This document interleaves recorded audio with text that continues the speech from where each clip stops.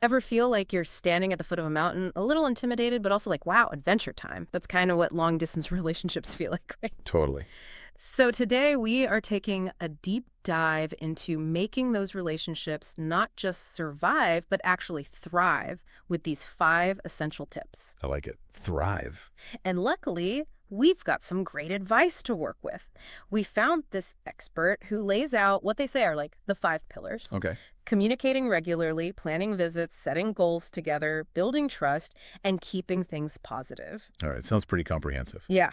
But like always, I kind of want to go a little deeper than just checking those boxes, you know? Absolutely. Yeah, those are great sort of headlines, right? Right. But there's a lot to unpack there. Exactly.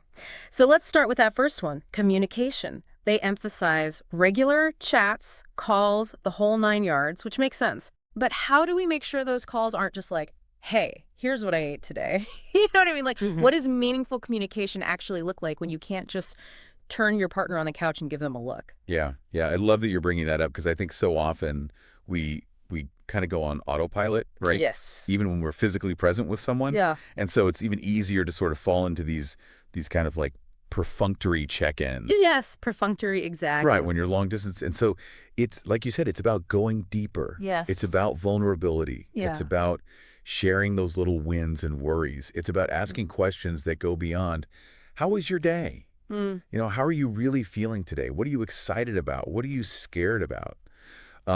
Those kinds of questions, I think, can really unlock a deeper level of intimacy, even when you're not physically together. That is such a good point. Because it's like, even though you're not physically in the same space, asking those questions brings you into that same emotional space, You bet. which is like its own type of intimacy, right? Exactly. It's like creating a space for emotional closeness, even when physical closeness is off the table for now. It's like you can still see each other, even if you can't physically see each I other. love that. Yeah. And speaking of seeing each other, that actually brings us perfectly to our next tip, planning visits. Which, I mean, obviously visits are important, but I'd love to hear you talk a bit more about what makes those shared experiences so vital in a long-distance relationship. Yeah, I mean, visits are everything, Yeah. right? Because at the end of the day, relationships thrive on shared experiences. It's those inside jokes, those spontaneous adventures, those moments of just like pure in-person connection that you build a relationship on, a foundation on. Right, because it's like you can have all the FaceTime in the world, but it's not the same as actually Right. being there. Exactly.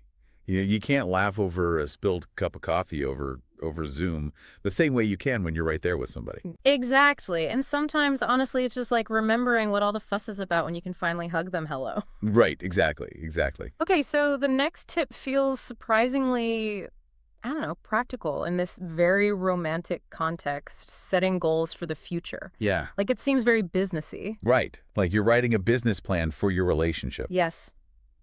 Why is that so important? Yeah, well, it's interesting because I think uncertainty is like the kryptonite for long distance relationships, It right? makes sense.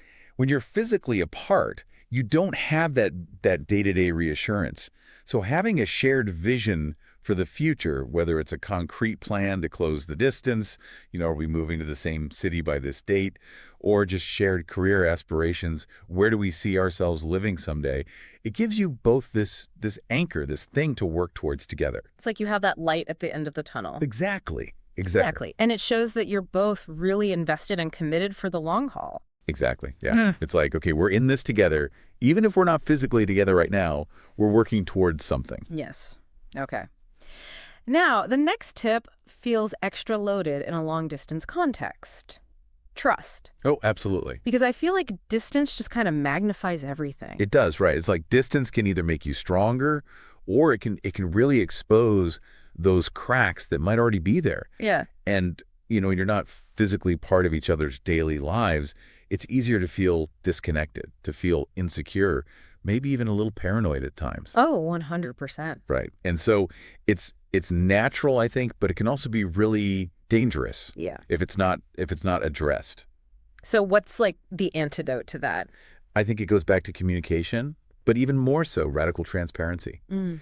Being willing to share your worries, your excitements, even those little twinges of jealousy with your partner. It might feel scary, to be that vulnerable. But I think that vulnerability is actually the bedrock of really genuine trust in a long-distance relationship. Mm-hmm.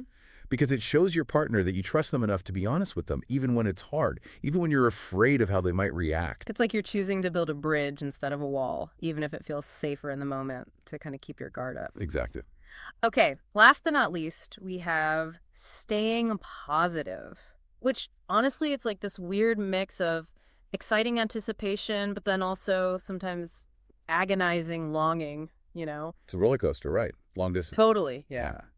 And so it can be really, really tough to stay positive all the time, but I think it's so important to try. And that's why I often encourage couples to really focus on cultivating this shared positive outlook. So how do you do that? Like, what are some ways to actually, like, nurture that? Well, I think first and foremost, it's about remembering that this long distance thing, it's not a permanent state. Right. It's a chapter. It's a chapter in your story?